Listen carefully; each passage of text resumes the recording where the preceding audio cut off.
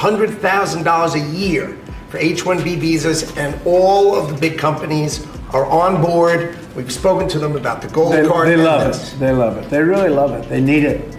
America के H-1B visa को लेकर अब एक और बड़ी खबर सामने आई है, जिसने कुछ हद तक लोगों के बीच चल रही चिंता को कम भी किया है। रेवन गोरा, दरअसल ट्रंप प्रशासन ने H-1B वीजा के लिए 1 लाख अमेरिकी डॉलर यानी करीब 88 लाख की एक मुश्त फीस लगाने का आदेश जारी किया है। इस फैसले ने दुनिया भर के हजारों वीजा धारकों में हलचल मचा दी, खासकर भारत में। इसका सबसे ज्यादा असर भारत में ही देखने को मिल रहा। लेकिन आज इस पर अमेरिका की ओर से एक और जानकारी सामने आई।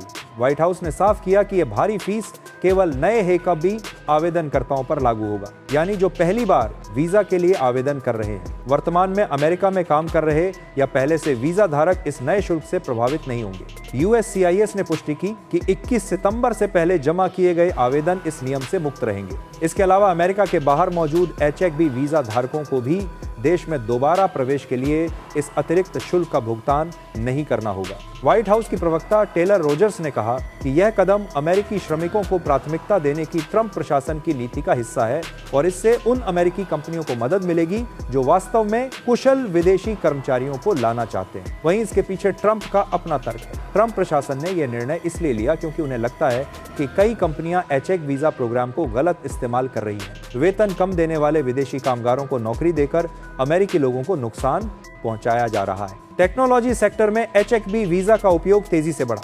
2023 में IT नौकरियों में 32% H-1B कर्मी थे, जो अब बढ़कर 65% से ऊपर पहुंच गए। दूसरी ओर अमेरिका में कंप्यूटर साइंस और इंजीनियरिंग ग्रेजुएट्स के बीच बेरोजगारी भी बढ़ रही है। ट्रंप का तर्क है कि कुछ बड़ी कंपनियां अमेरिकी कर्मचारियों की छटनी कर रही हैं, लेकिन फिर भी H-1 वीजा पर भारी मात्रा में विदेशी कर्मियों को नौकरी दे रही हैं। ट्रंप प्रशासन ने यह भी बताया कि कई बार अमेरिकी कर्मचारियों को नए विदेशी कर्मचारियों को प्रशिक्षित करने के लिए मजबूर किया जा रहा है, जिससे यह प्रोग्राम कॉरपोरेट आउटसोर्सिंग का जरिया बन गया है।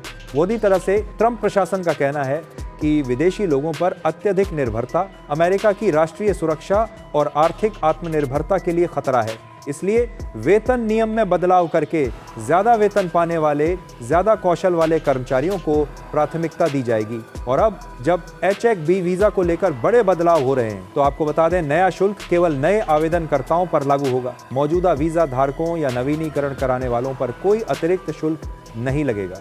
21 सितंबर से पहले किए गए आवेदन इस नए नियम से प्रभावित नहीं होंगे। श्रम विभाग वेतन नियमों में बदलाव करेगा ताकि कम वेतन वाले वीजा धारकों की संख्या कम हो और इससे आगे जाकर अमेरिकी नागरिकों को इसका फायदा मिल सके। हालांकि इस पूरे बदलाव में भारत को भी काफी दिक्कतों का सामना करना पड़ेगा, क्योंकि भारत की अर्थव्यवस्था में सर्विस सेक्टर का हिस्सा लगभग 55% है और अमेरिका भारतीय सेवाओं का सबसे बड़ा निर्यात बाजार है। इसलिए अमेरिका में H-1B वीजा नियमों में बदलाव से भारत को गहरी चिंता है। इससे लाखों नौकरियों पर असर पड़ सकता है।